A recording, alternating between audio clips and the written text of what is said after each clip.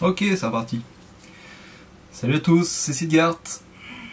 Aujourd'hui on retourne dans la gearbox de la KM Sima que j'ai pas terminé hier. D'accord. Donc j'ai mis les engrenages auto-calés, enfin pré-calés on va dire. Et je vais essayer de tout remonter et de la faire tourner, on va voir ce que ça donne. On va voir ce que ça donne. Un peu de lumière.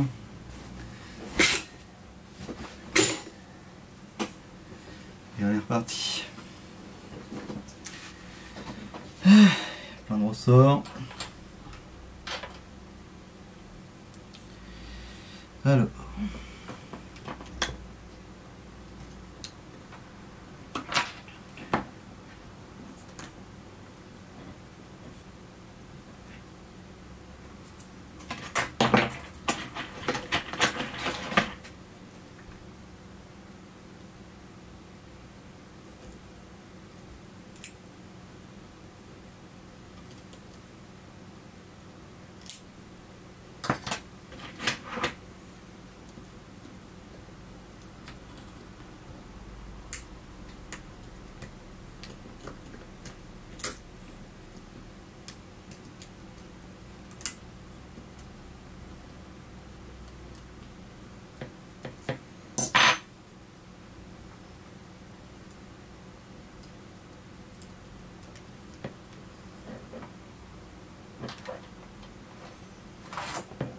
Ça c'est le ressort du contacteur qui sera lié à la détente.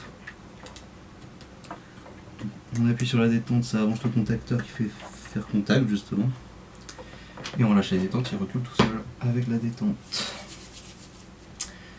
Ensuite, je vais mettre le cylindre avec un nouveau nozzle. Alors j'ai regardé finalement l'autre tête de cylindre ne rentre pas. Trop grande par rapport à ce cylindre. On va partir sur une tête en dimension standard.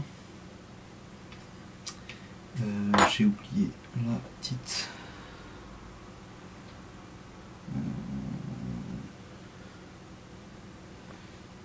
plate avec son ressort. Alors, je monte dans ce sens-là et le ressort.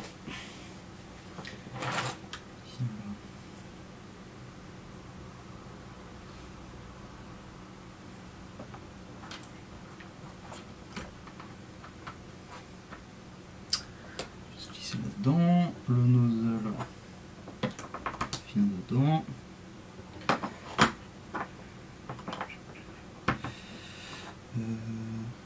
Bugué.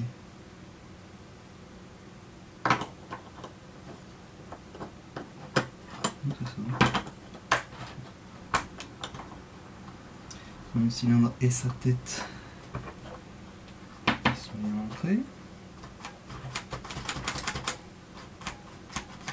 Non, ça va, c'est bon. C'est bon, c'est bon. Sinon, je peux l'avancer, je crois. Ça rentre, c'est le principal. Qu'est-ce que j'ai à faire rentrer là-dedans? Piston, le ressort, le ressort. Et la détente. L'ensemble détente qui est un peu pénible aussi. Parce qu'il y a un ressort, sens là, et le ressort qui vient là-dedans, et ça dans le petit trou qui est là. Ok, alors. C'est déjà rempli.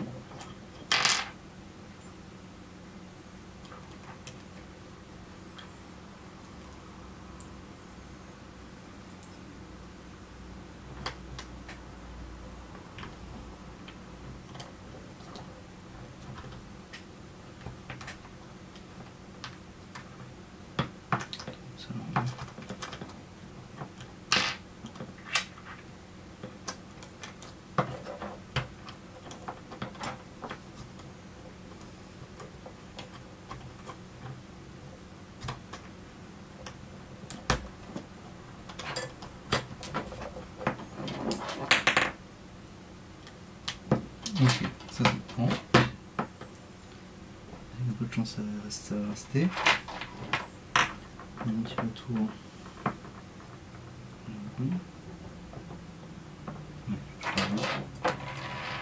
C'est bien calé. Hop, un piston. C'est très dur. Je vais mettre juste un tout petit peu de graisse au pinceau pour qu'il n'y ait pas trop. Pas que ça dégueule comme ça l'était à l'origine.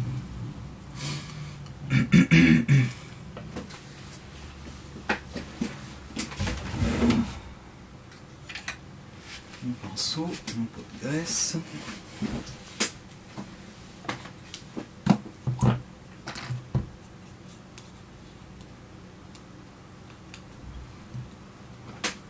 Hop.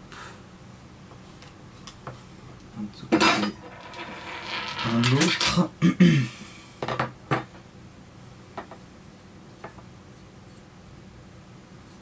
Voilà, je vais mettre un tout petit peu sur les engrenages aussi. Non, pas grand chose, histoire que ça soit pas dégueu. On va jouer ça avec parcimonie. Juste pour fluidifier un peu le cycle. Mais pas que ça en envoie partout dans les gearbox.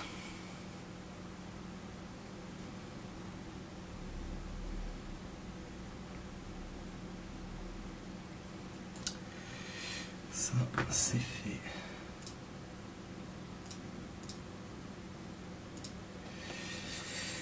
Alors, je rentre mon cylindre. Qui se commence à réduire sinon. J'aurai des problèmes. Je guide. Je n'ai plus qu'à, entre guillemets, fermer tout ça.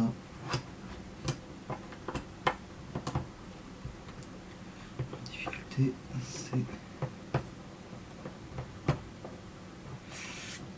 tout faire glisser correctement sans que les ressorts ne sautent.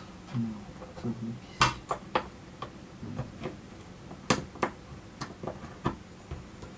Pour l'instant, c'est pas trop mal.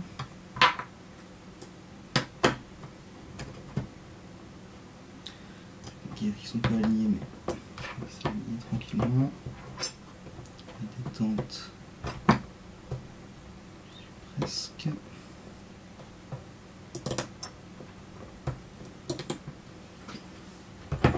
Parce que ça bloque sur le guide ressort.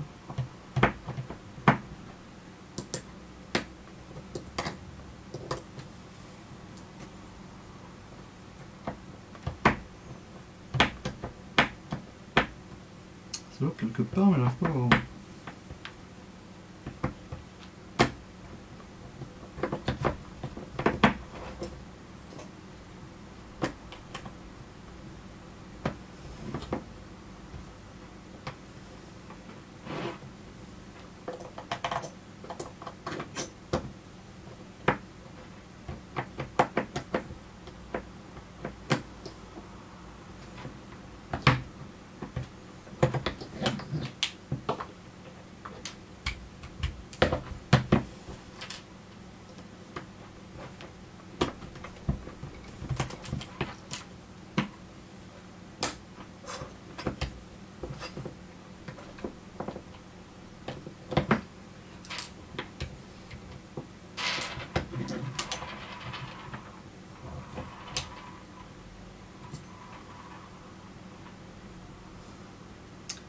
Je crois que c'est mon cylindre qui n'est pas assez avancé en fait.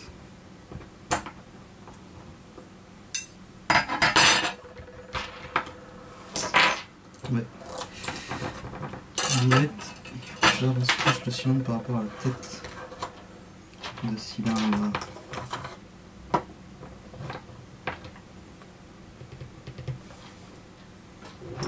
Avec le citron.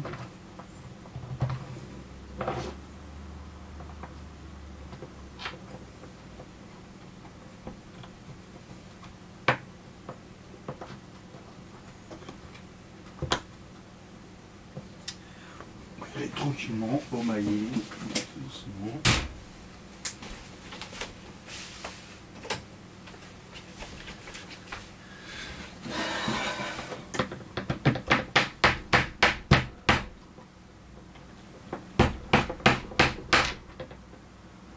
Pas y l'oublier, je vais sortir l'ensemble.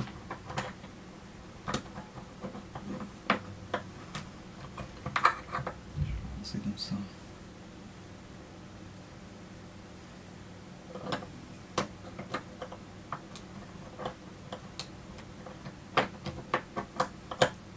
Ah oui, c'est beaucoup mieux. C'est beaucoup mieux, alors ça, est-ce qu'il est rentré dans son but? Ouais, ok. Là on est bon, je crois. Voilà.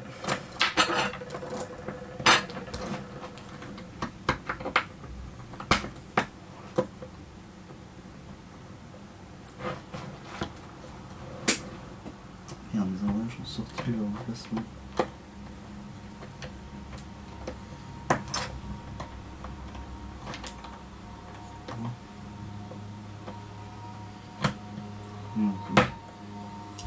C'est mieux, c'est mieux. Alors, on y retourne.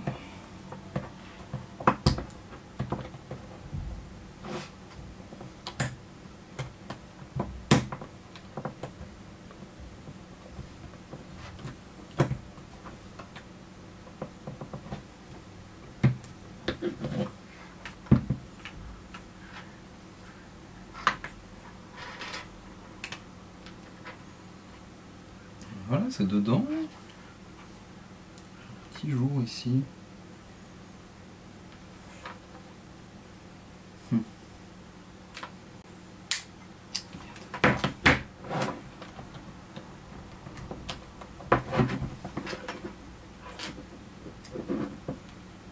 engrenages sont encore sortis de l'autre côté.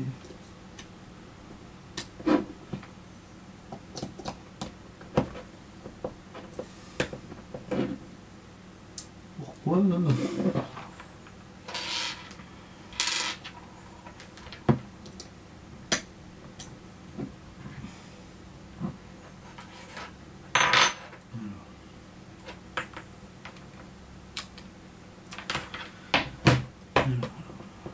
Ce que je peux tenter ici, c'est de mettre les vis quand même.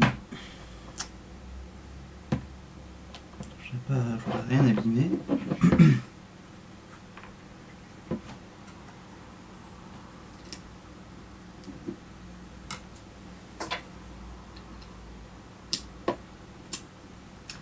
À quoi sert cet outil? Il sert à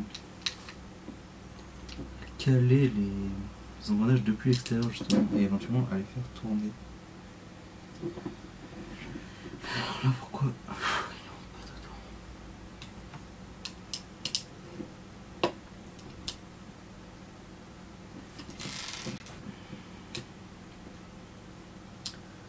Parce que j'ai ma plate ici qui bloque l'accès.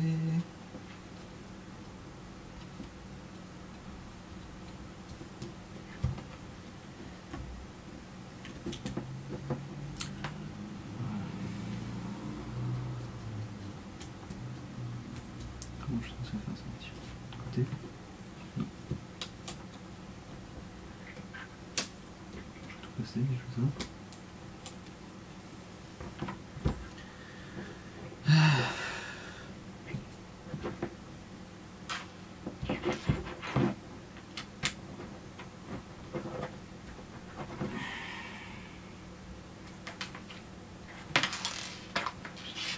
Tous bien rentrés sauf celui qui m'est inaccessible pardon bien sûr.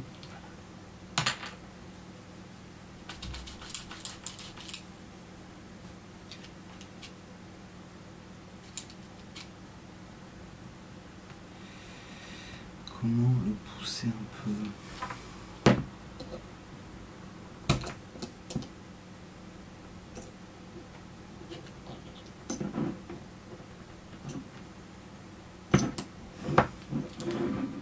Tenter de mettre les vis et voir si ça cale quand même l'ensemble. Alors,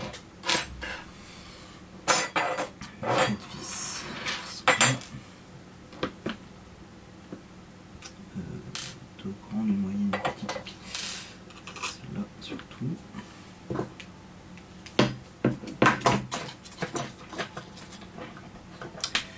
Pardon, Tiber, c'est une gearbox full métal, oui, c'est-à-dire, qu'est-ce que tu appelles full métal? Oui, tout est en métal dessus.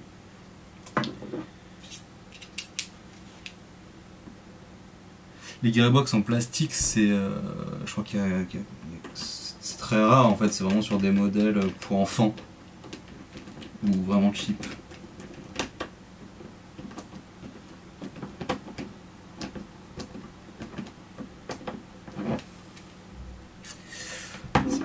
C'est pas bon du tout, je vais serrer dans un truc qui est pas bien terrible. Ça marche, bah écoute, bienvenue, pas de soucis. Effectivement, la plupart des gearbox que tu vas trouver dans la plupart des répliques classiques, on va dire, c'est du métal. Donc, la plupart des pièces sont en métal. Les seules exceptions, ça va être le guide de ressort par exemple. Il y a beaucoup de guides de ressort en plastique parce qu'il y a normalement peu de contraintes sur cette partie, sur cette pièce. Mais là, on est sur du full métal. Alors, comme le cylindre par exemple, il est d'origine, donc c'est un cylindre plutôt laiton. Mais le reste, quasiment tout, c'est de l'acier. Ah d'accord. Bah, écoute, si tu connais la marque, ça m'intéresse. Ouais, le cylindre, effectivement. C'est une gearbox transparente, du coup?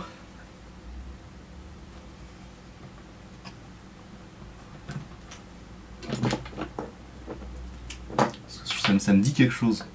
Alors, effectivement, Syma produit énormément de répliques différentes. Et j'avoue que je connais pas toutes les gammes.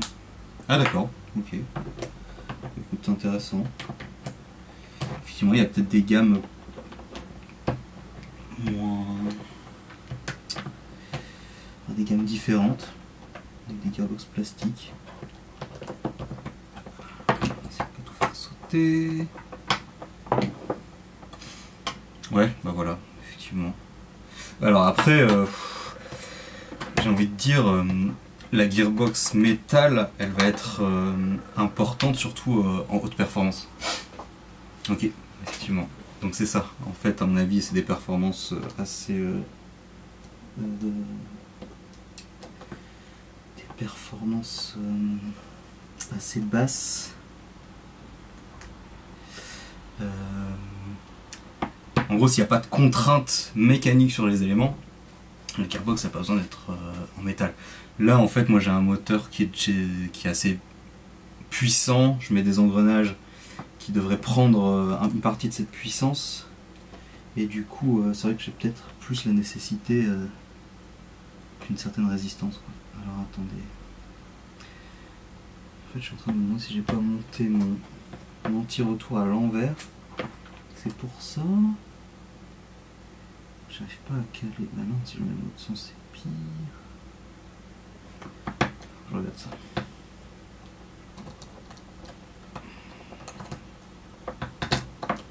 Non, je peux pas le mettre dans ce sens-là, ça n'a pas de sens.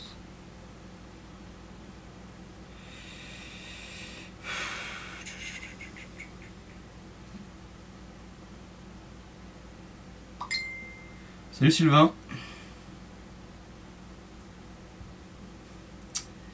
Et bienvenue. Je suis en train de tenter de remonter une gearbox, mais en fait je suis en train de me demander si les pièces que j'ai sont vraiment compatibles. Potentiellement non, et potentiellement c'est une galère.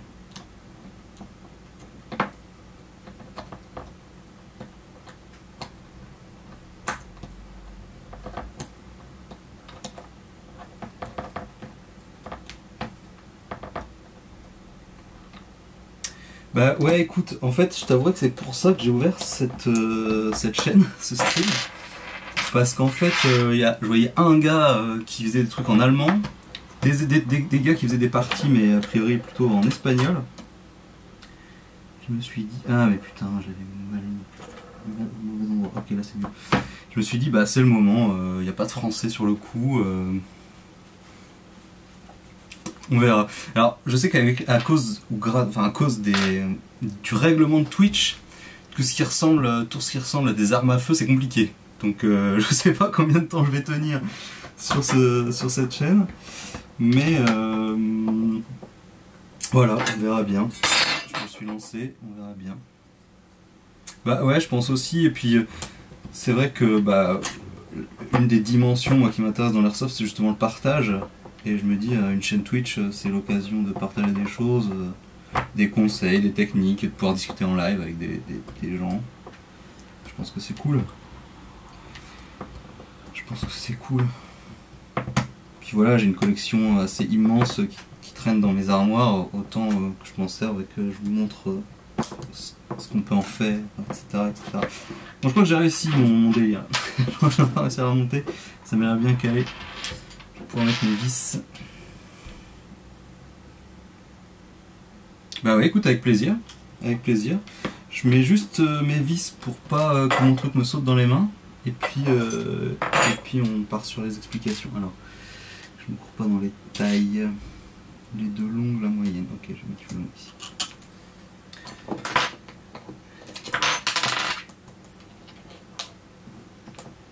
Ouais, exact. Alors cette catégorie, elle existe, mais effectivement, il n'y a pas l'air d'avoir une foule de monde dessus. Mais voilà, à nous de le développer et de voir ce qu'on peut en faire. Ça peut être sympa. Ça peut être sympa. Alors. Bon, du coup, c'est dommage, Sylvain, j'aurais bien profité de l'avoir ouverte pour te montrer à l'intérieur, mais c'est pas grave. De toute façon, là, je vais la remonter, je vais la tester. À tous les coups, il y a un truc qui va bloquer, donc je vais devoir la redémonter. C'est souvent comme ça. Ouais, carrément. Carrément. Moi, j'ai pas encore prévu de faire des parties déjà, parce que mon équipe n'est pas au taquet là-dessus, mais. Je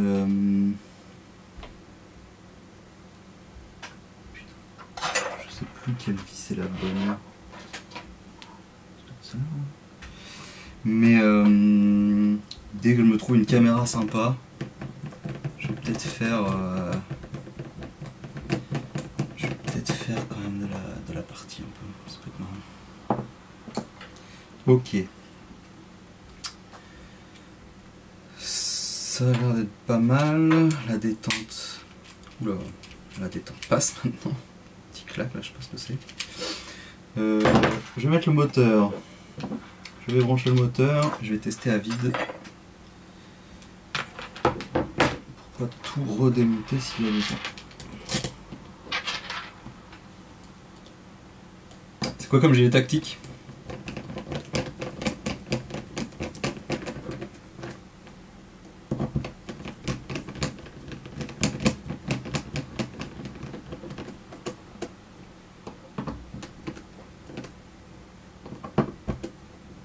C'est genre porte-plaque, tu peux mettre des fausses plaques dedans. Il faut que je remette tout ça quand même.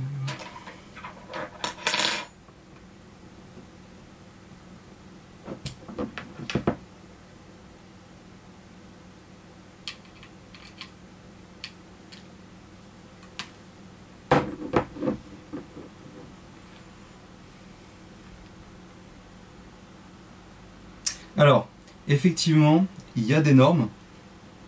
Pour l'histoire du filetage sur le cache-flamme, le standard, c'est ce qu'on appelle du 14 mm anti-horaire. Donc c'est un filetage donc, de diamètre 14 mm et anti-horaire parce qu'il faut le monter, enfin il faut le visser à l'envers d'une vis classique.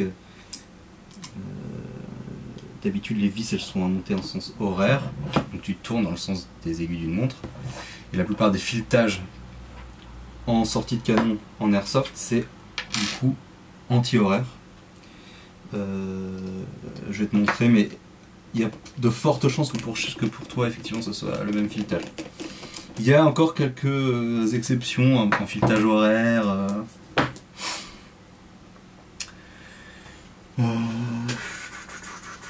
attends, est-ce que j'ai un canon?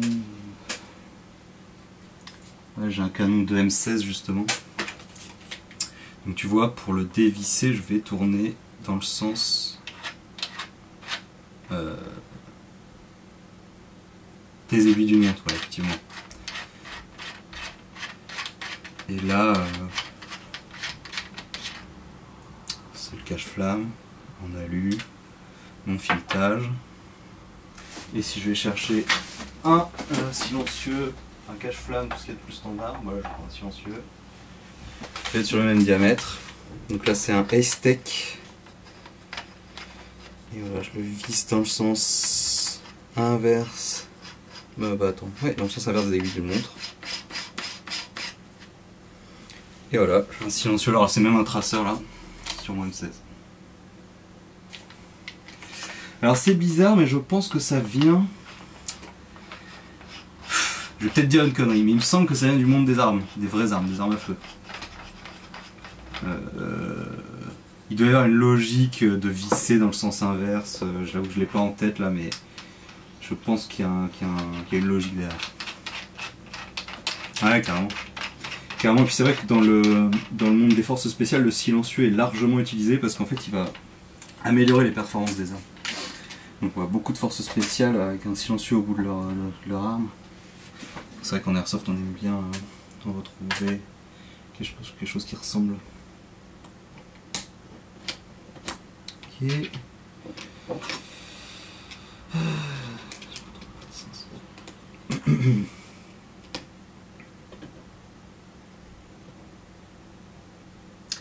Et Sylvain par contre, ouais, ça me dit rien du tout ton truc.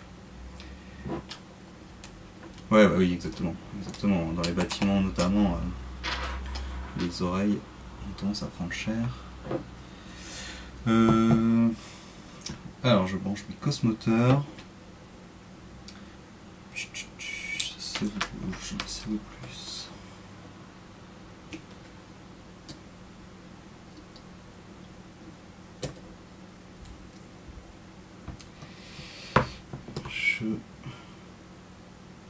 Oui, je suis en...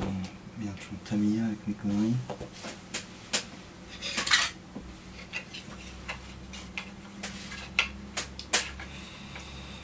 Je prends juste la crosse histoire d'avoir la bonne connectique. Je mets mes lunettes, je mets une batterie et on voit ce que ça donne. Alors, pour info, je change les engrenages et le nozzle parce qu'en gros, j'ai changé le joint au pop de ma réplique. Et petit problème, mes billes passent pas. Elles restent bloquées dans le joint justement. Comme elles restent bloquées dans le joint, je me dis que j'ai besoin d'un peu plus de puissance et cette puissance, je tente de la récupérer en changeant les engrenages. Ce qui n'est pas dit que ça va fonctionner, mais au moins j'aurais essayé, j'avais les pièces qui traînaient.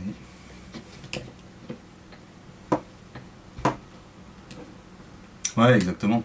Exactement. Surtout sur une M4, les pièces externes, on va en trouver un paquet, il y a des trucs hyper sympas, il y a des marques, il y a des vraies marques qui développent leur propre version Airsoft, alors avec des constructeurs chinois, mais ça existe et c'est vraiment cool.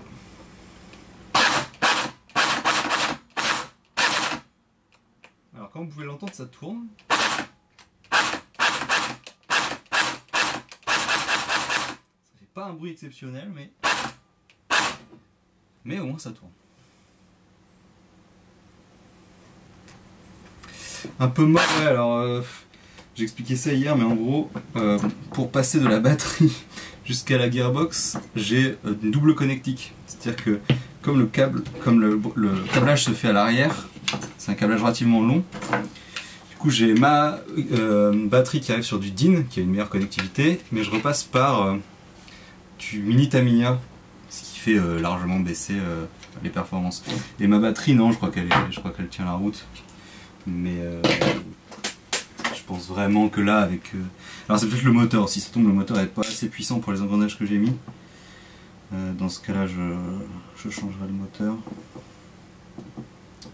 Mais là, la batterie, vous voyez, je suis à 7,9, presque 8 volts pour une 7,4, donc c'est une lithium-ion.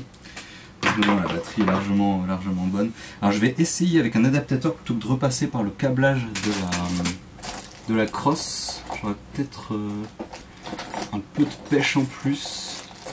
Peut-être que les câbles sont pas non plus au top en fait, en termes de résistance. Peut-être une résistance trop élevée. On va voir ce que ça donne.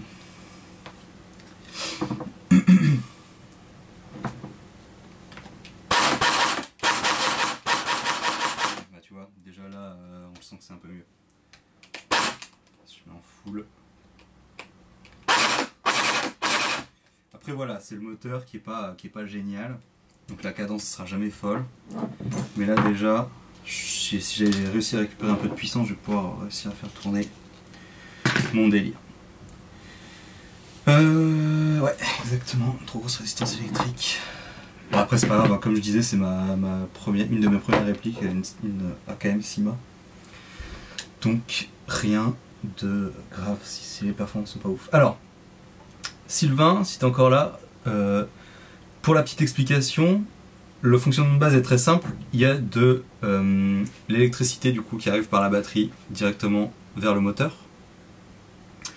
D'accord, on voit que là j'ai deux câbles, donc un qui est relié directement au moteur, l'autre qui va passer par un contacteur qui est relié à la détente. Donc en fait quand je vais faire le contact, la connexion sur le plus va se faire, donc le moteur va tourner. Donc, le moteur tourne comme ça. Il va engager un premier engrenage qui a un passage de ce sens vers ce sens. Du coup, ça tourne comme ça, puis comme ça. Sur cet engrenage, il y a aussi un anti-retour qui l'empêche de du coup partir de l'autre sens et de faire tourner le moteur en retour. Ouais, là c'est une gearbox mécanique, donc il n'y a pas d'électronique. Il y a d'autres gearbox avec ce qu'on appelle les MOSFET, où là il y aura des contacts électroniques, mais là c'est électrique ici et puis mécanique. Donc là il y a un premier engrenage, puis un deuxième et un troisième, qui permettent de gérer juste un bon ratio en fait. Parce qu'en fait le troisième va entraîner un piston. Donc sur ce piston il y a des dents aussi, d'accord. Donc la dernière roue dentée va entraîner le piston, il va tourner et en fait va faire reculer le piston. Et ce piston va compresser le ressort. Je réponds juste après. Va compresser le ressort, d'accord. En bout de course, la dernière dent va être relâchée parce qu'en fait le dernier engrenage, je les ai ici, le dernier engrenage il n'est pas denté tout autour. Il est denté que sur une partie, le reste est lisse. D'accord, donc quand la dernière dent va arriver sur la dernière dent du piston, le piston va repartir puisqu'il va être propulsé par le ressort. D'accord, donc là le ressort va se détendre, propulser le piston. Ce piston étant propulsé va compresser l'air qu'il y a dans le cylindre. Donc là, et le volume d'air qu'il y a dans le cylindre va partir dans le canon et pousser la bille. Tout simplement. Et donc là, il y a un nozzle qui recule et qui avance, qui va simplement faire passer les billes les unes après les autres. Donc il va pousser la bille et l'air va propulser la bille en dehors du canon. Après ça, il y a un bloc hop-up qui va donner un effet hop-up, et ça c'est un autre délire. Et donc voilà, ça c'est vraiment le fonctionnement standard d'une gearbox. Et donc quand il y a de l'électronique, en général ça sert à augmenter la réactivité de l'ensemble. Parce qu'en gros, ici là j'ai un contacteur, c'est juste un truc qui pince en cuivre avec un truc en cuivre qui va venir à l'intérieur. Quand on appuie sur la détente, hop, le cuivre fait contact. Quand on relâche la détente, le cuivre ne fait plus contact. Quand il y a un contacteur électronique, c'est un autre principe qui va être mis en place. Donc c'est l'électronique qui va dicter le fonctionnement, la rotation du moteur en fait, plutôt que juste un contacteur vraiment qui mécaniquement se touche. Et donc ça va augmenter la réactivité du système et ça va permettre de faire des choses qui ne sont pas possibles avec un contacteur électrique simple ou mécanique.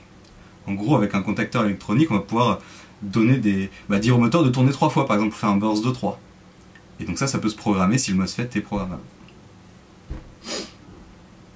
Je peux vous montrer un exemple, j'arrive.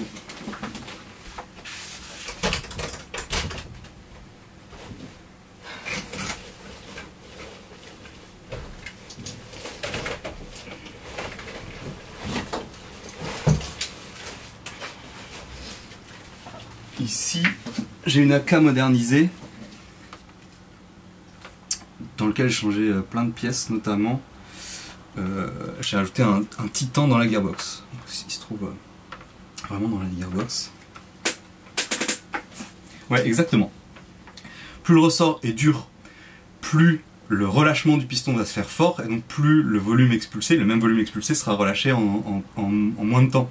Donc ça va augmenter la vitesse de la bille, forcément, à la sortie. Et le moteur en fait va permettre effectivement d'entraîner plus facilement les engrenages. Donc si les engrenages tournent plus vite, potentiellement, alors c'est plus en réactivité qu'on va jouer avec le moteur, plutôt qu'en puissance, mais c'est vrai que après il y a tellement de petits paramètres qui entrent en compte que la puissance va changer avec le changement d'un moteur et d'un ressort. C'est vraiment principalement le ressort qui fait la puissance. Avec le moteur ça va être plus la réactivité, mais ça peut être aussi la puissance si on met le bon set d'engrenage derrière. Bref. C'est tout un bordel. J'avoue que je connais pas tout sur le bout des doigts. Mais comme ça fait quelques années que je pratique, ça commence à rentrer. Pourquoi c'est pas bon,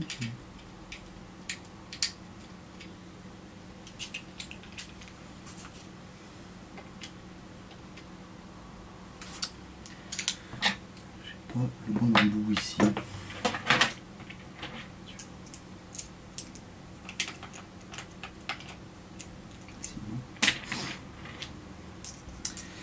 Donc là dedans j'ai un MOSFET programmable de chez Titan, enfin de chez Gate, un modèle Titan.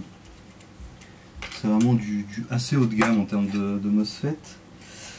Et vous allez vite entendre la différence en termes de réactivité. Donc j'utilise la même batterie, hein.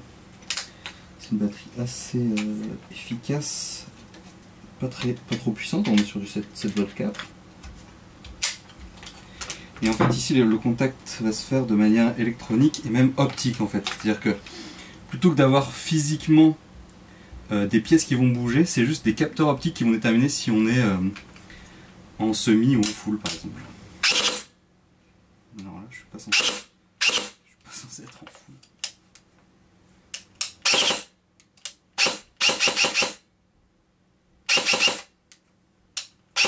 Je sais pas pourquoi mon semi et mon full sont inversés, mais là je suis en semi.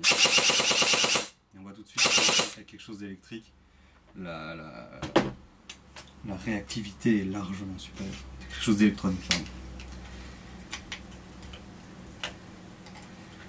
Ben voilà, les MOSFET ça sert à ça sert à changer le type de contact. Et plutôt qu'un contact mécanique, on a un contact électronique. Et donc une réactivité largement supérieure. Maintenant, il y a pas mal de répliques qui sont livrées d'office avec un MOSFET. Hein. Ça vaut vraiment le coup, c'est vraiment une technologie qui est intéressante.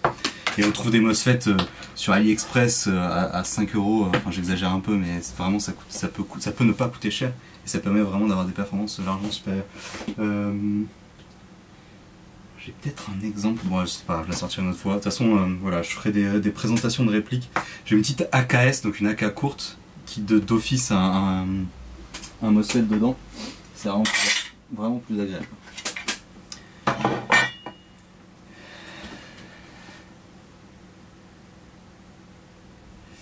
Qui régule... Ouais, alors en plus effectivement de la réactivité, le MOSFET va permettre d'éviter tout ce qui est court-circuit et on peut même sur certains modèles déterminer des niveaux de décharge minimum.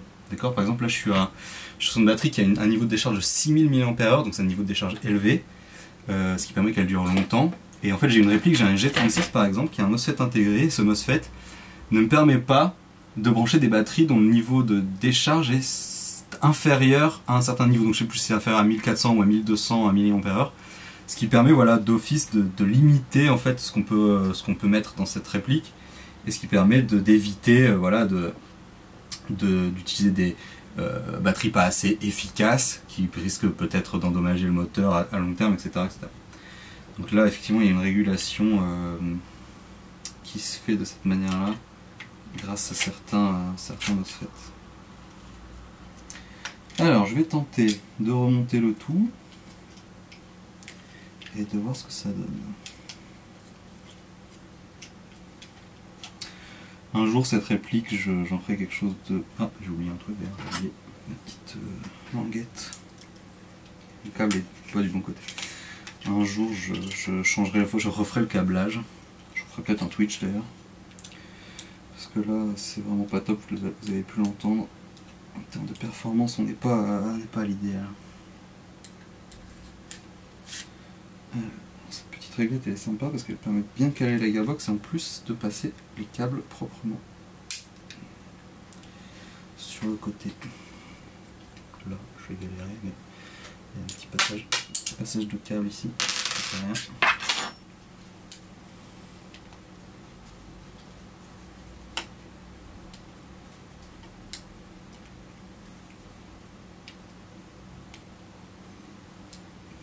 C'est mieux comme ça. Donc ouais, une gearbox Syma quasiment d'origine, enfin plus d'origine maintenant, mais qui était d'origine jusqu'à maintenant. Je m'en suis servi dans un nombre de parties inimaginable et ça tourne toujours encore, hein. C'est du solide.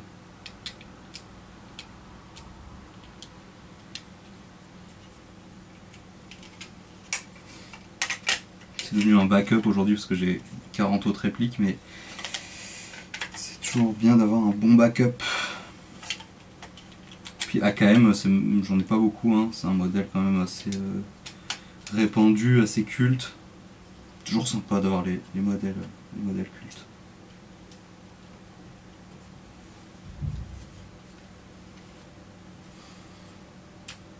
Ok, ça c'est rentré, le câble est pas trop coincé.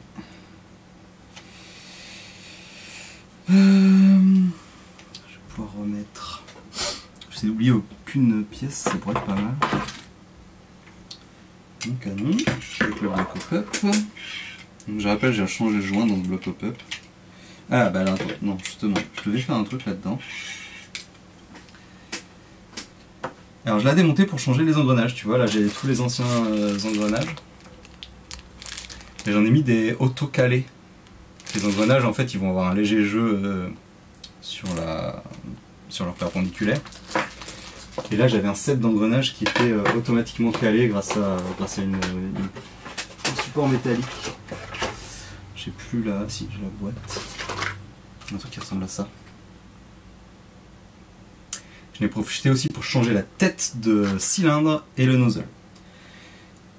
Pour tenter de faire passer les billes dans un joint que j'ai changé. Donc j'ai mis un joint Silverback 50 degrés, donc assez mou, mais les billes ne passent quand même pas. Donc c'est un problème.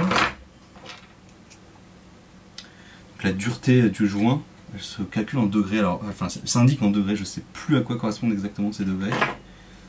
Mais sachez que plus la valeur en degrés est faible, plus le joint est mou. Et donc un joint dur, ça sert en général à lever des billes plus lourdes. Le joint au pop, enfin le bloc au pop et le joint au pop vont lever les billes en les faisant tourner.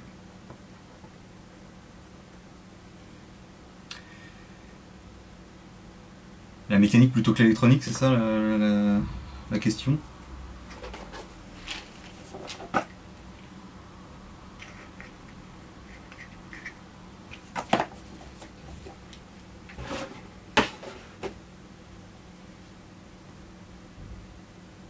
Non, mais parce qu'effectivement, je le rejoins sur la mécanique, dans le sens où moins tu as d'électronique et d'électricité, plus c'est facile à garder en bon état, on va dire. C'est-à-dire que des problèmes d'électronique, ça peut être vraiment compliqué à gérer, alors que des problèmes mécaniques, en général, c'est plus facile à gérer, quoi.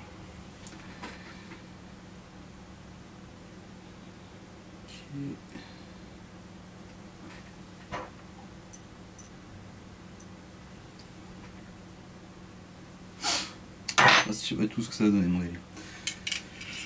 On va remonter ça et on va vite le savoir.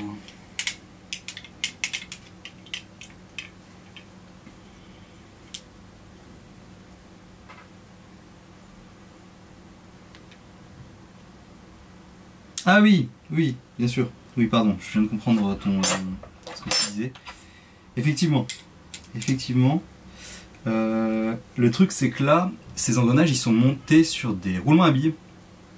Donc en fait, le fait que ce soit sur des roulements à billes permet justement d'éviter d'avoir besoin de jeu. Là, s'il n'y a plus tout de jeu, c'est pas grave, c'est les roulements à billes qui vont permettre la fluidité de l'ensemble en fait. Ouais. Donc on peut le voir, hein, c'est assez facile à voir.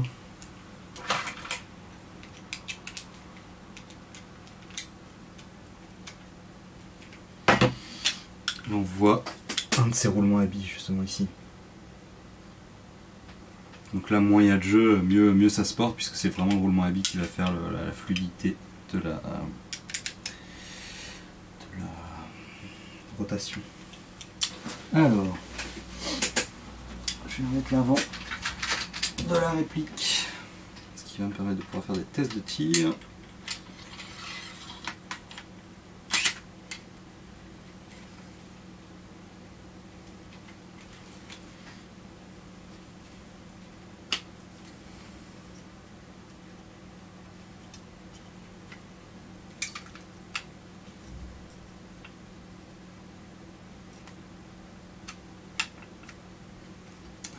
petit truc qui bloque, mais je sais pas quoi.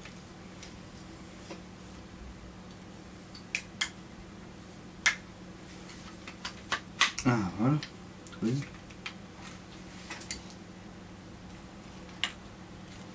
Magnifique. J'ai 40, je viens de compter récemment, j'ai 40 répliques longues. 40 répliques assaut ou SMG et snipe.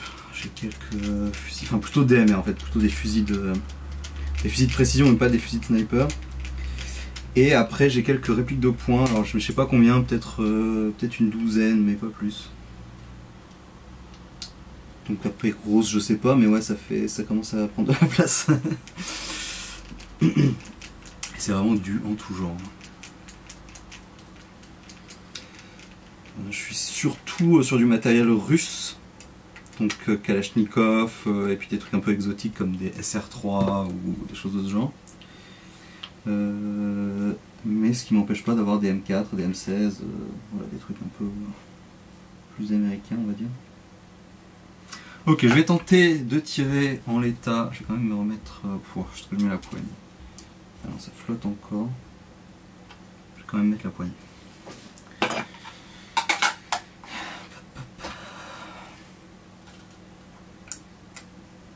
L'AKM.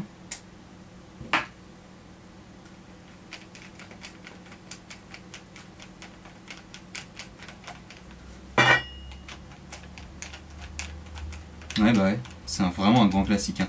Alors moi c'est une vieille version du coup, puisque je l'ai depuis des années. Il y a des petites améliorations maintenant, mais globalement ça reste plus ou moins le même fonctionnement. Donc là on a un cache-flamme classique d'AKN en biseau décalé, biseau tourné. Effectivement je vais être sur la crosse bois. Hein. Un truc très old school, mais quand même très sympa. Alors je vais juste chercher mon chrony, et on va voir si les billes sortent de cet AK.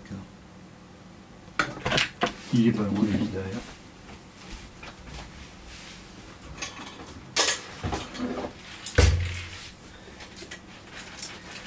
Un petit chronographe monté dans une caisse à munitions. On peut le voir là, elle a pris cher mine de rien avec toutes ces billes. C'est une vraie caisse à munitions, mais ça n'empêche pas qu'elle a pris cher. Ouais, effectivement le cache-flamme, hein, ça se change facilement. Là j'ai mon chrony qui va venir, qui est à l'intérieur, qui me permet de mesurer les vitesses avec un certain grammage, mais aussi simplement de voir si les billes sortent. J'ai un petit chargeur mid-cap ici réglable 30 ou 110 coups. Il rentre sans problème là-dedans.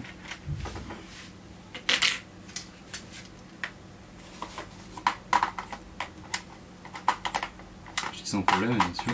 Ouais, je peux le faire rentrer. Voilà. Ça c'est rentré. Je vais mettre une batterie.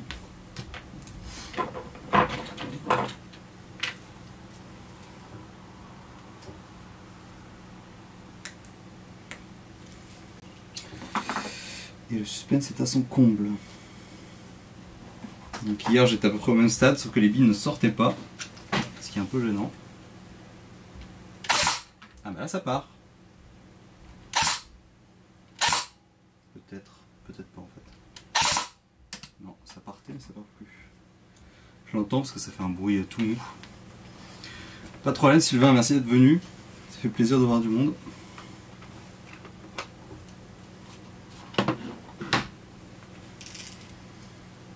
J'ai pas encore prévu de régularité sur le stream, donc passer de temps en temps.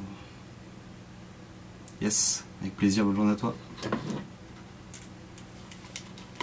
Alors, là, les billes ne sortent pas.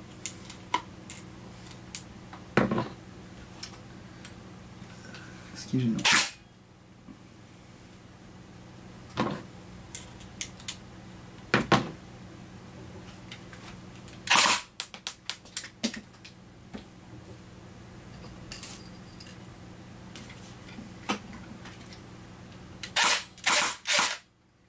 J'ai du full là où je devrais être en celui. Je vais juste essayer avec un autre chargeur si jamais c'est le chargeur qui pose problème.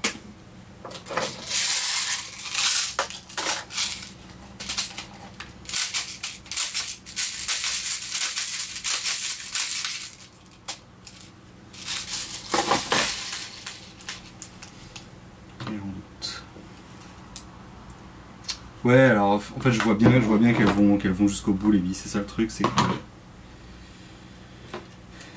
vous êtes... Ouais, alors en fait j'ai fait un stream qui n'était pas enregistré, du coup j'avais eu d'autres viewers, mais ouais, vous êtes les premiers. Je m'attendais pas à ce que ce soit si tôt, ça me fait vraiment plaisir. Après il faut que je regarde un peu sur les tags et compagnie, parce qu'en gros je peux streamer en anglais aussi, mais je sais pas s'il y a du monde à ces horaires là en anglais que ça pourrait intéresser. Ah, j'arrive même plus à rentrer. Qu'est-ce que c'est? Ah, mais attendez. Je vois un problème ici. Il y a un méga jeu. Parce qu'en fait, mon truc n'était pas au bout. C'est peut-être ça aussi qui posait problème. Non, ça sort pas, je l'entends. Ça fait plouf. Dégueu. Alors, il y en a une qui vient de tomber. Bon, alors c'est peut-être juste le joint qui a rodé ou à modifier. Donc je vais juste démonter l'avant pour vérifier juste le joint. La terre, c'est pas grave.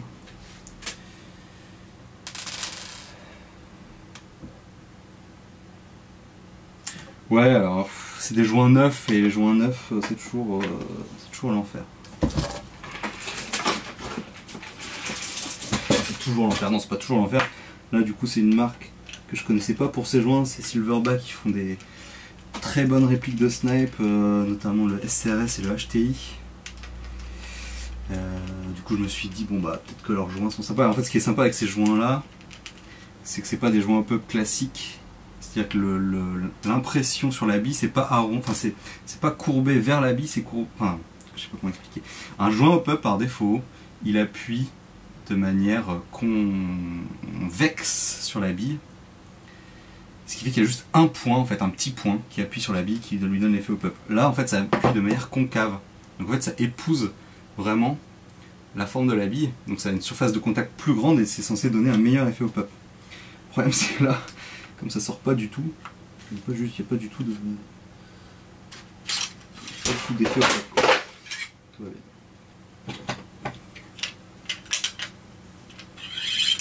Voilà, je vais repartir là-dessus. À mon avis, la gearbox là, on est bien. Le problème vient du joint.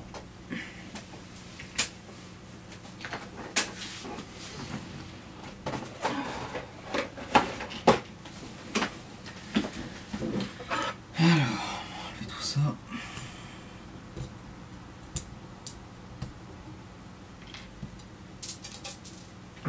Il y a plein de billes.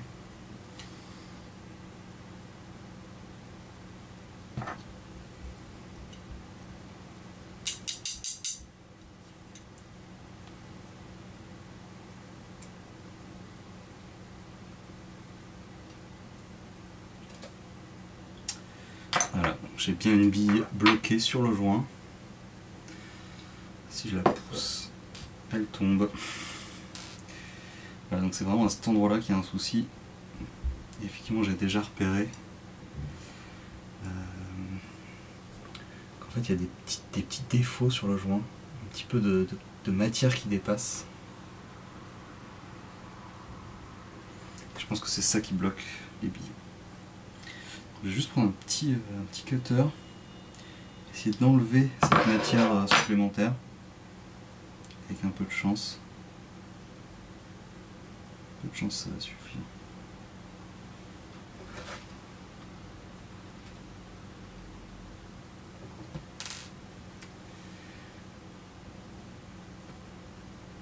Ça ressemble à quoi le... Qu'est-ce qui ressemble à quoi?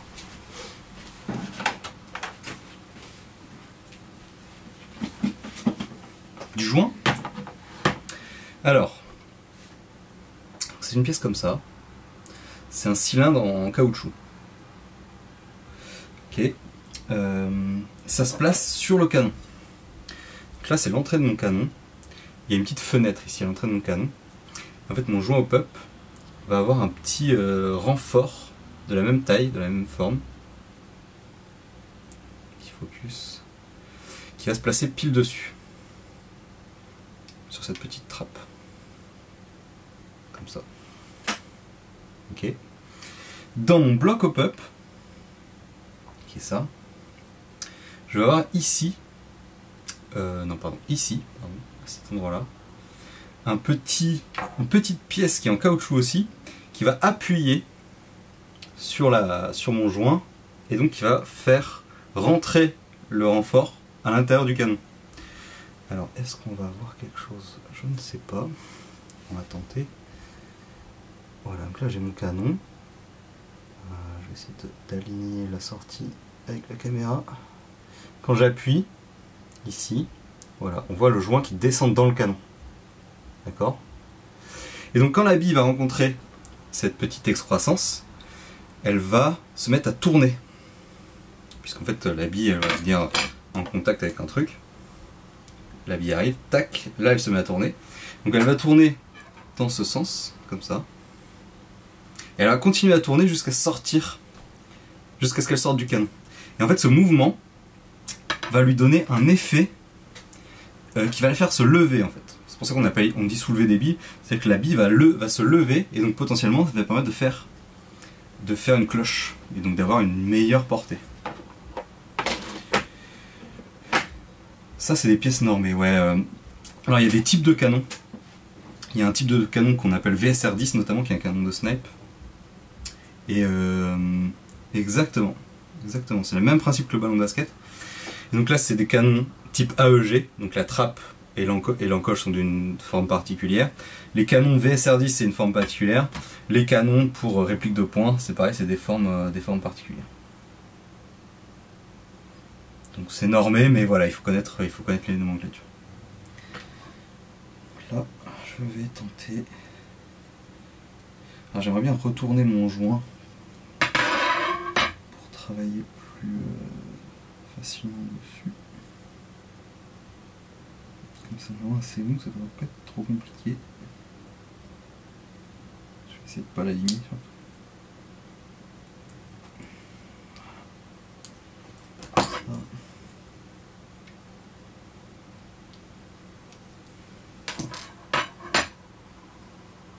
Voilà, on va bien voir qu'autour de mon joint, il y a une petite excroissance. Et c'est elle, j'ai l'impression, qui bloque ma bille. Alors je pense pas que justement, là le problème, je pense que ça vient de la bosse, mais directement tu vois de cette excroissance ici.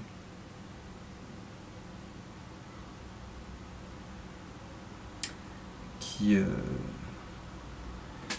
bloque la bille directement à l'entrée.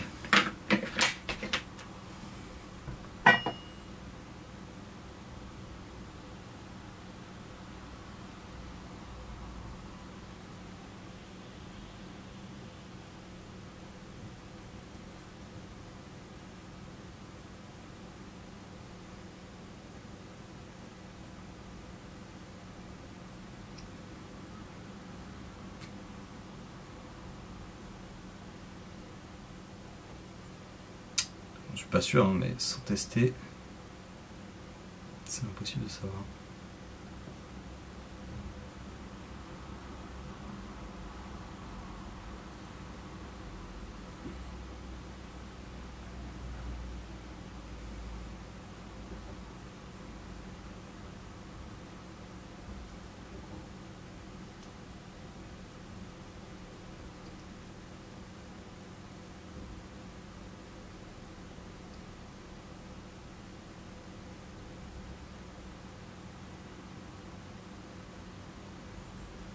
Je dois avoir mon joint d'origine quelque part, mais je sais pas où je l'ai mis.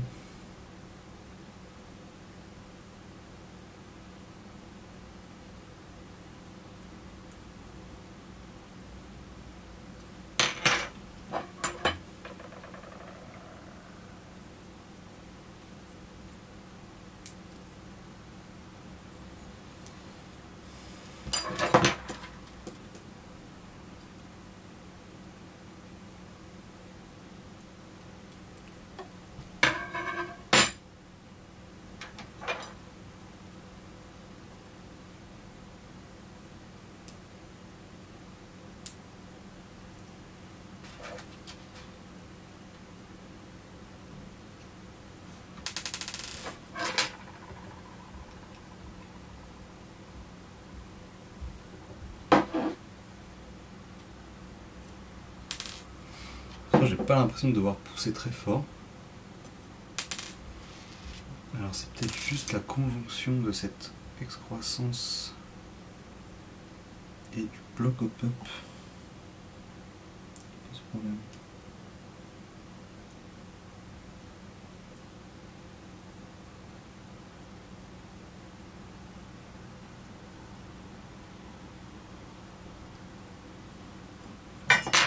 C'est simplement de limer tout ça. Ouais, alors c'est marrant parce que j'ai un projet comme ça. J'ai un blaster de Star Wars en plastique, un jouet tout nul. Mais j'en ferais bien un truc d'airsoft, justement, en mettant des pièces, en mettant une gearbox dedans. Alors ce qui va compliquer le truc, c'est que l'angle de la poignée est pas du tout... comment standard, on va dire. Mais ça me donne bien envie de tenter quand même.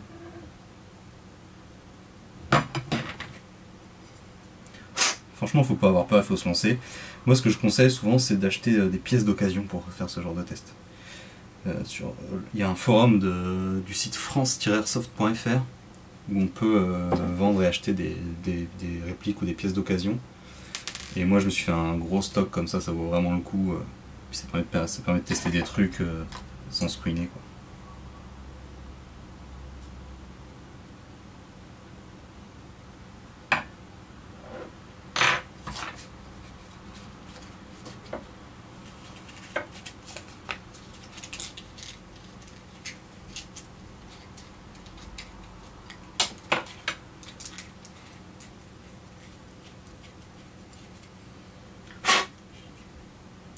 Bon, allez, on va tester.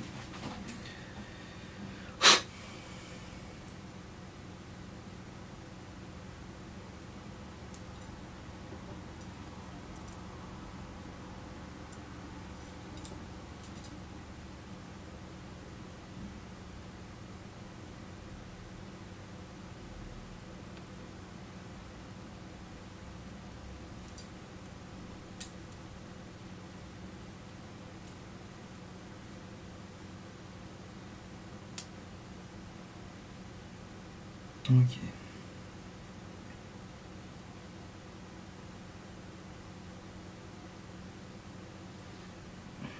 Je fais un peu des va-et-vient pour faire rentrer correctement le bloc. Putain, c'est pas bien du tout.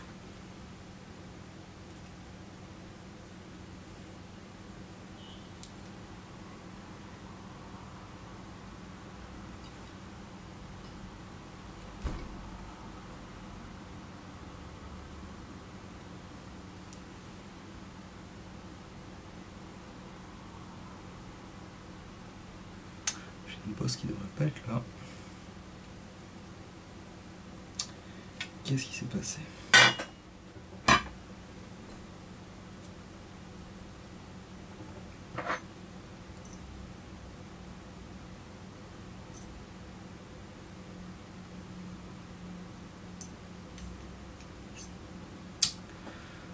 Ah putain. Petit ergot a sauté dans le... Bon, ok. Je vais remonter ça aussi.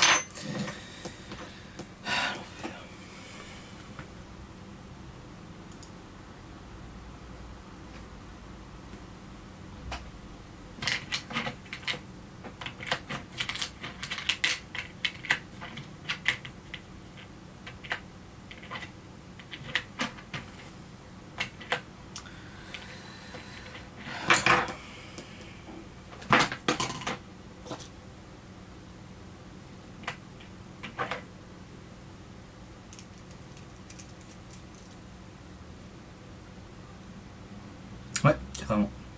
Carrément, j'ai un bon pote qui fait de l'impression 3D dédié à l'airsoft notamment. Et avec des potes à lui, ils sont en train de mettre au point carrément une réplique complète.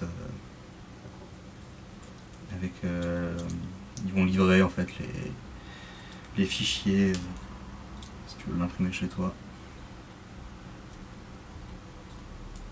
Mais ouais, bien sûr. Faut s'y connaître un tout petit peu en mécanique, mais carrément. Ah putain de merde. Bon. Là c'est bien. J'avais un petit levier de hop-up en métal de mauvaise qualité et je viens de le casser. Je vais en trouver un autre. C'est pas grave, c'est des choses qui arrivent.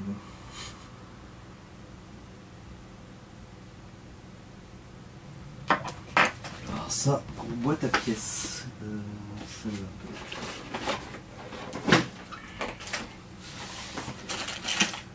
Petit levier, voilà, j'en ai un sous les mains.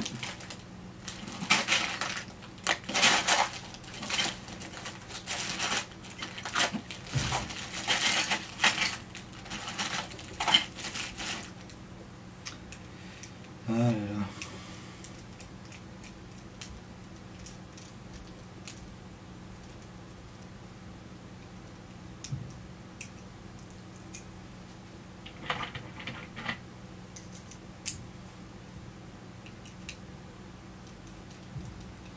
Il y a des mecs qui font des répliques de Halo, de jeux vidéo comme ça notamment, en impression 3D.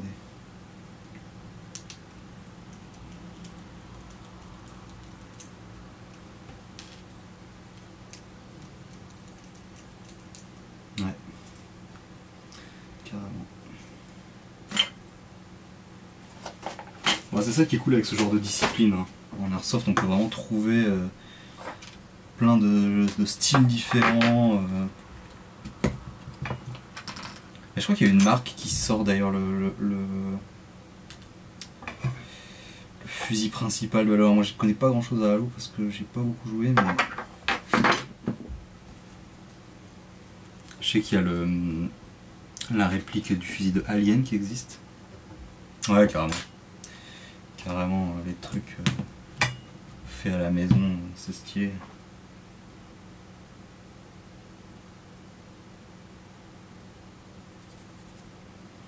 Ce que je vais faire, c'est que je vais monter ça d'abord.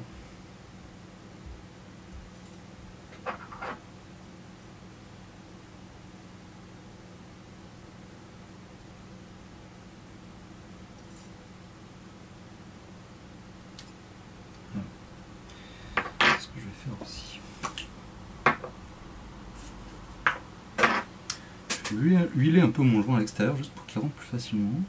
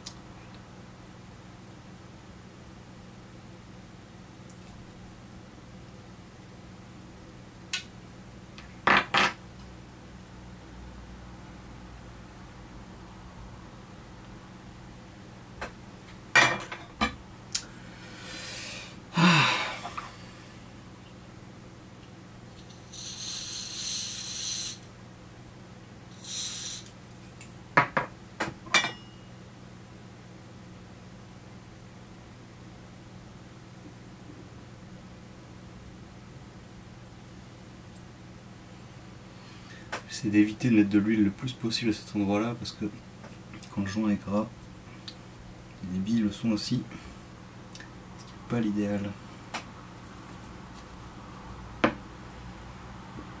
Ouais, j'ai enlevé vraiment un dixième de millimètre, je sais pas si ça va suffire. C'est vraiment sur l'excroissance quoi. Là je sens une petite difficulté à pousser quand même les billes.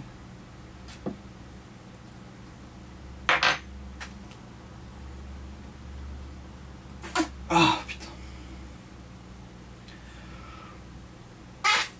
Ouais, si j'y arrive pas à la bouche, c'est que c'est compliqué. La bonne vieille technique. Après normalement le nozzle pousse les billes également, hein, mais...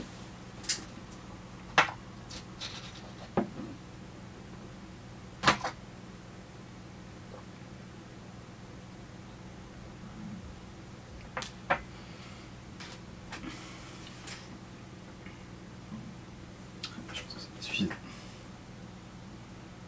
Et j'ai réussi à paumer. Tout va bien. Ça, faut pas le perdre.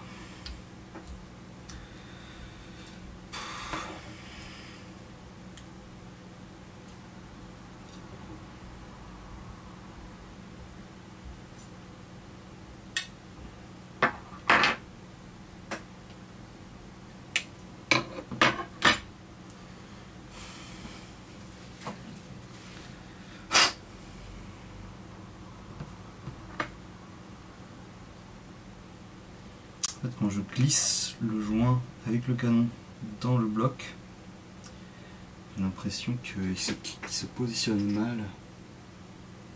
Et du coup, il y a encore plus de joint qui vient qui intervient. Ouais, parce que là, j'arrive à le souffler à la bouche. Ce qui veut dire que ça passe bien, et c'est une fois que c'est dans le bloc, au bloc, que ça pose problème. C'est pas facile, je suis hâté. Mais ça passe. C'est vraiment une fois que c'est dans le... À l'intérieur que ça pose problème. Je vais juste changer de lame. Un truc plus aiguisé.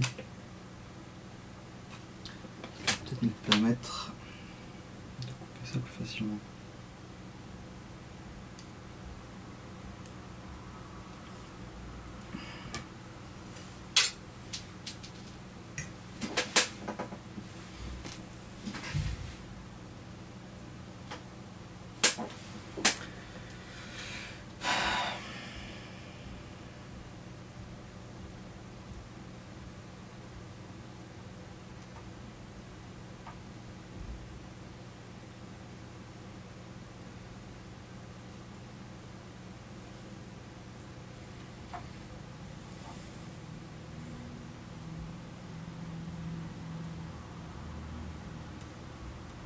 Le joint est tellement mou que la lame n'accroche pas dessus.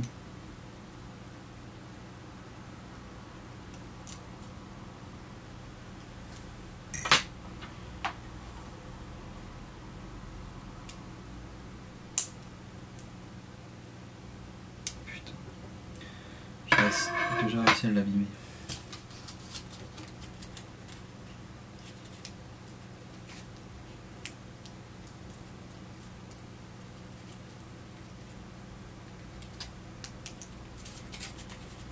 Le papier de verre n'accroche pas non plus.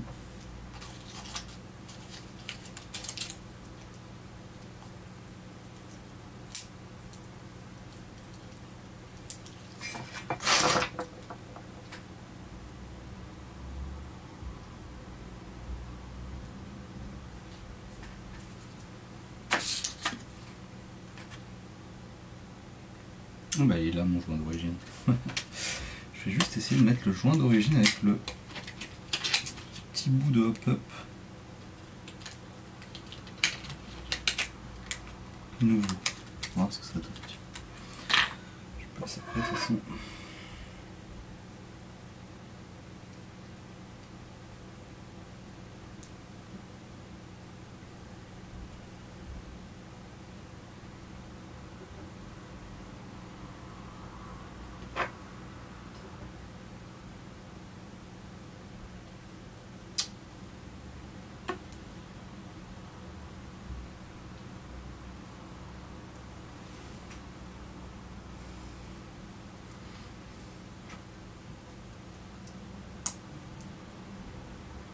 Ok. C'est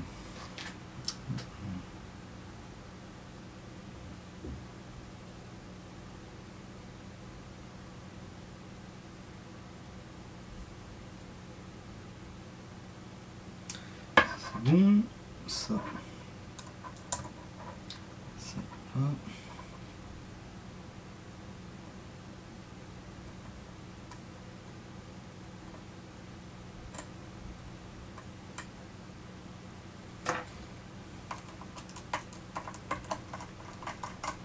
Au moins, je serai sûr si ça vient du joint ou pas. C'est déjà ça pris.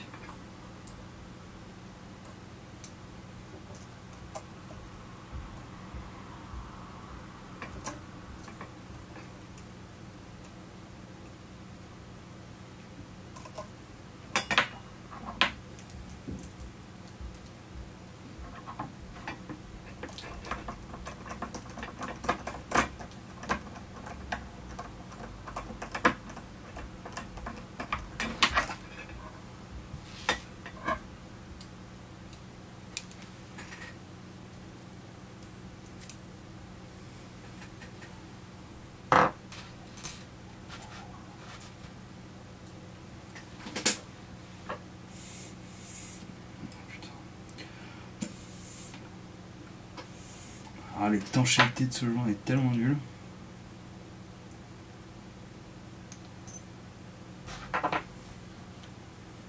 C'est vraiment pas l'idéal.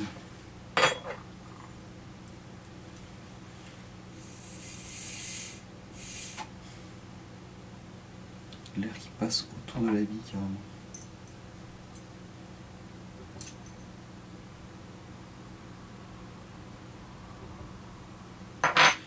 C'est quand même.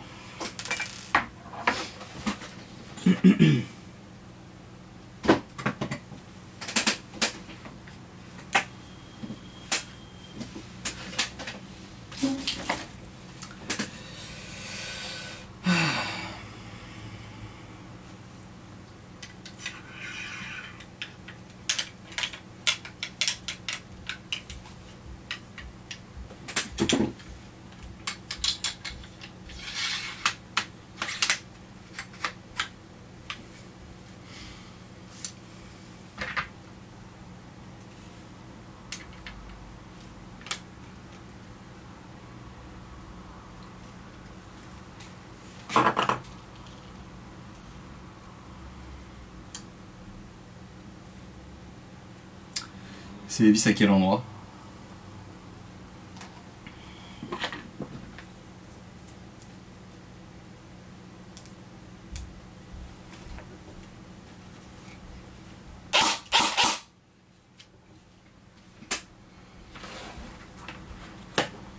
Ah oui, d'accord, je vois.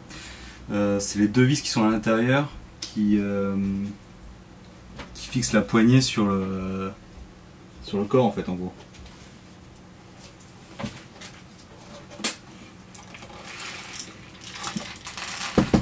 Autour du moteur.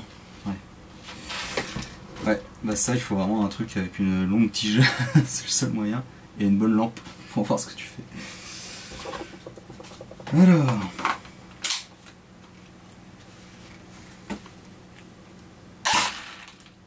Ça sort.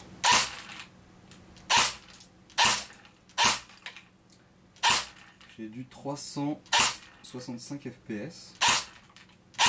Assez régulier. À la 0,20, bah putain c'est pas mal hein. 360 à 365. Bah, je vais pas m'emmerder, je vais laisser le joint d'origine. Il fera bien l'affaire pour le moment.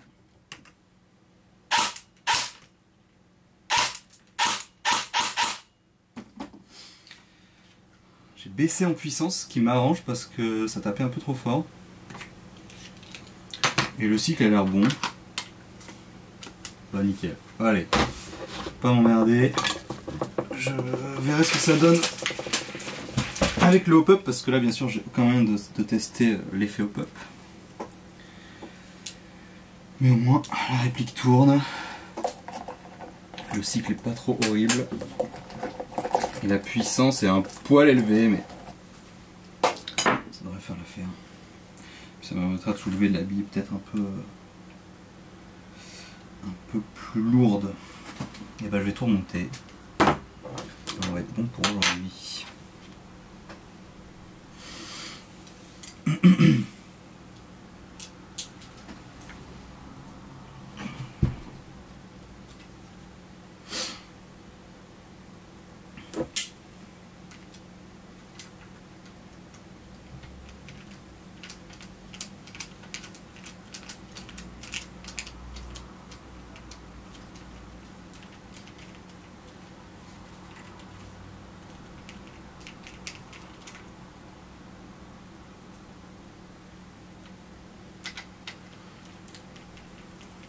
Ah ouais, ouais.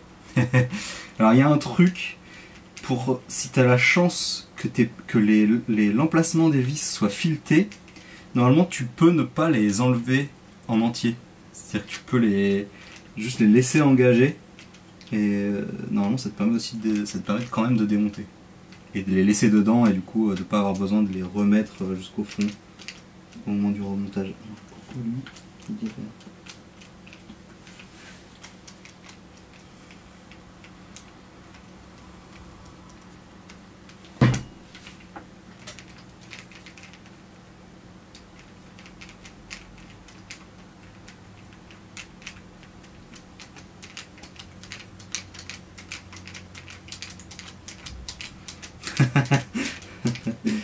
Au grand mot, les grands remèdes.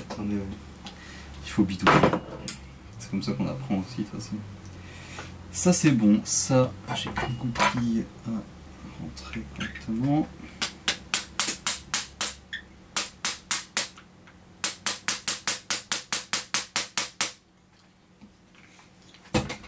Ça sera suffisant.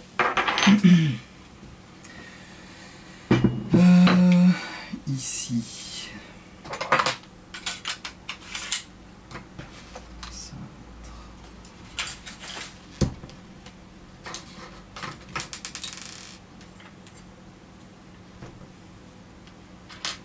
Oh non, j'ai oublié la bague qui cale mon canon. Bon, il a pas l'air de bouger en même temps. Ouais, je vais le laisser tranquille, allez, tant pis.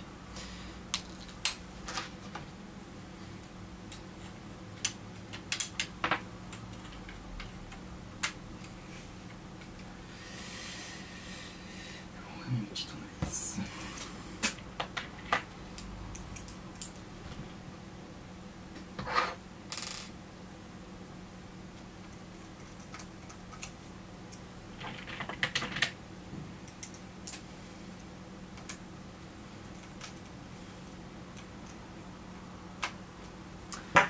C'est bon. Ah bah non, je fais ça, mais j'essaie de remonter avant.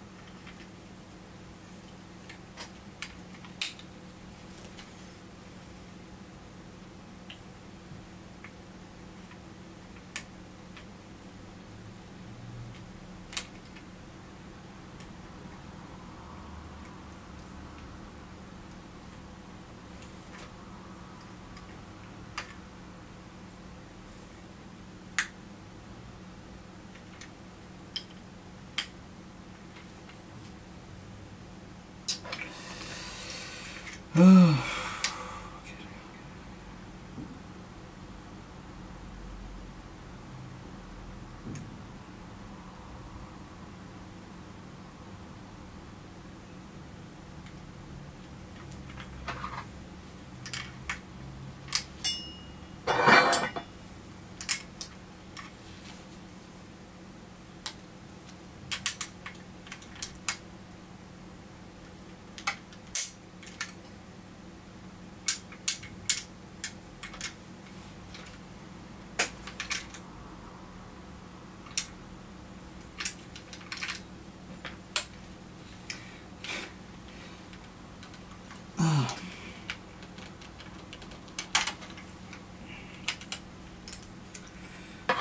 En fait, le support de ma mire, enfin, le support de la lamelle qui tient ma mire arrière est cassé.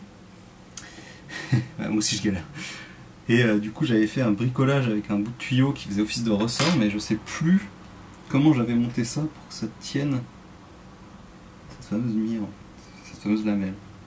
Comme ça, tout simplement.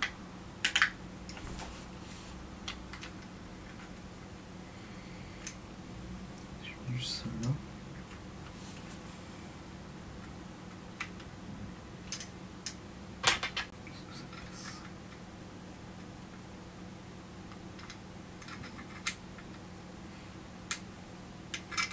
Bon, tu verras au bout de 2-3 fois, ça va mieux.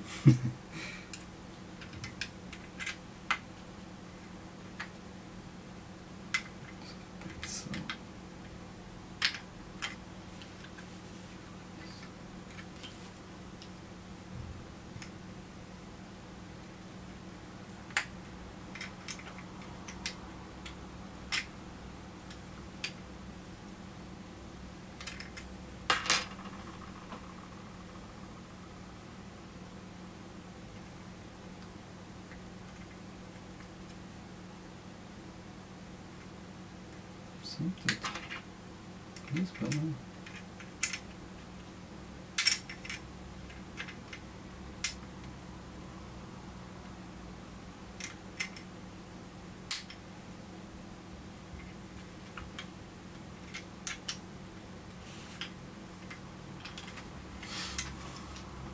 Ah bah bien joué. C'est quoi, c'est une poignée M4 classique avec le petit ergot entre l'index et les autres doigts?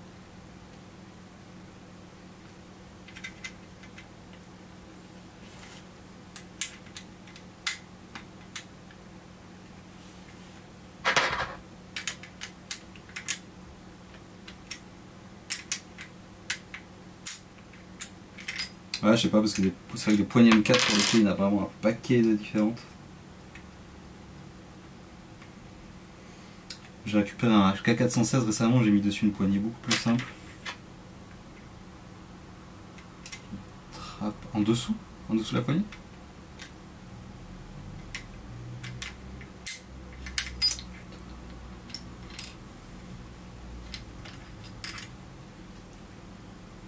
Ok. Mais attends, t'as quand même ton moteur. T'as quand même ton moteur dans ta poignée.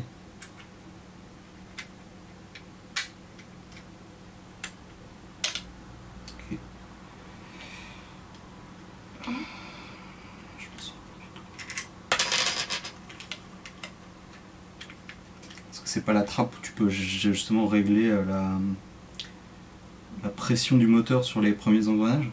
Parce que les Gearbox V2 c'est ça.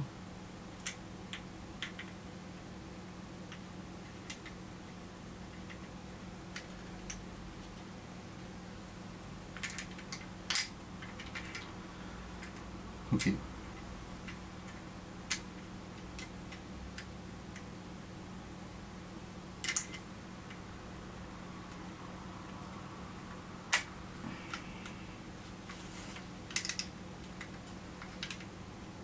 Oui, d'accord. Ok, je crois que je le vois.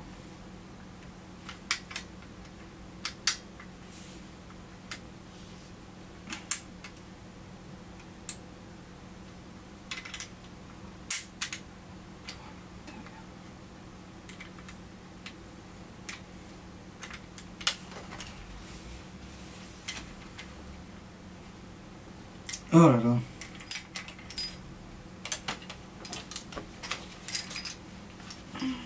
J'ai réussi à faire un truc tout à l'heure.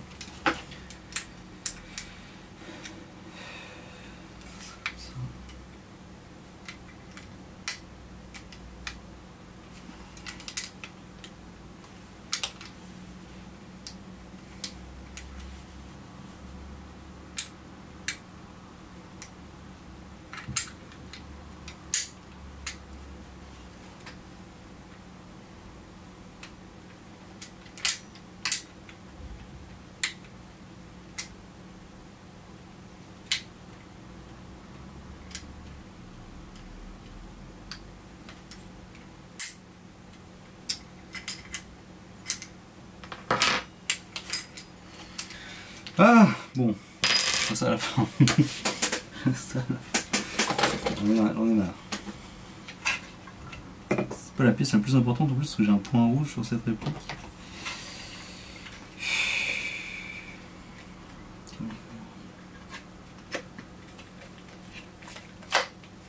Ok.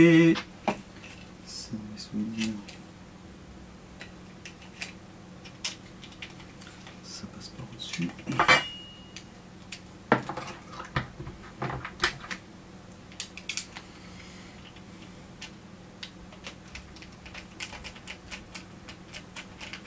On déteste quand c'est des trucs à la con qui me prennent des heures. C'est toujours comme ça. Là j'ai changé, normalement il y a 2 vis sur cette crosse. J'ai remplacé ces 2 vis par une seule qui traverse tout. Parce que le pas de vis de l'autre côté est un peu niqué. Je trouve que ça stabilise assez bien tout le truc. Je m'en contente. Le problème c'est que là, je passe pas le câblage.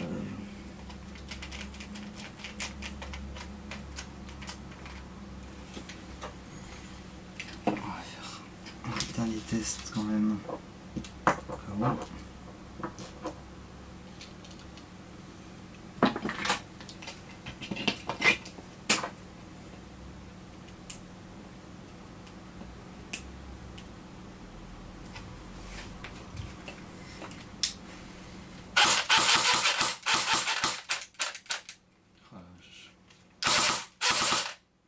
Vraiment, je recable, hein. C'est affreux. En plus, il y a un fusible qui baisse encore les perfs. Bon, après, je pourrais mettre de la 11.1, la 11 volt 1. Je pense que cette réplique tient la 11 volt 1, surtout avec les nouveaux engrenages que j'ai mis. Mais bon.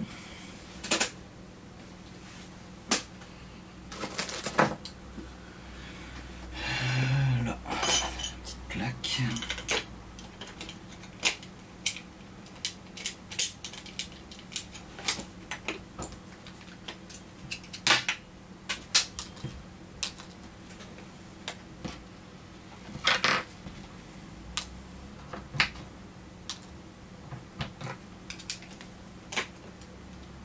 Ah ouais. Bah ça déjà, le fait que ce soit un corps en plastique, je pense que ça joue. Ça doit résonner un peu ou je sais pas quoi. Je suis dans le bon sens.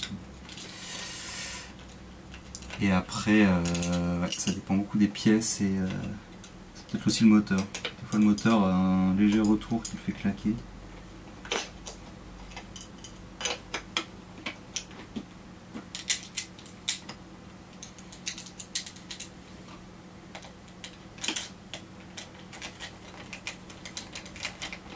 Et ça va, tu t'en sors avec sur le terrain? Ou t'as pas encore eu l'occasion?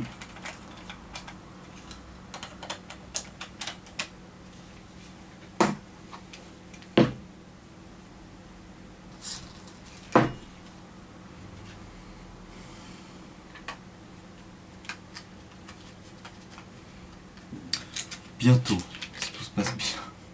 Bientôt ça va être possible.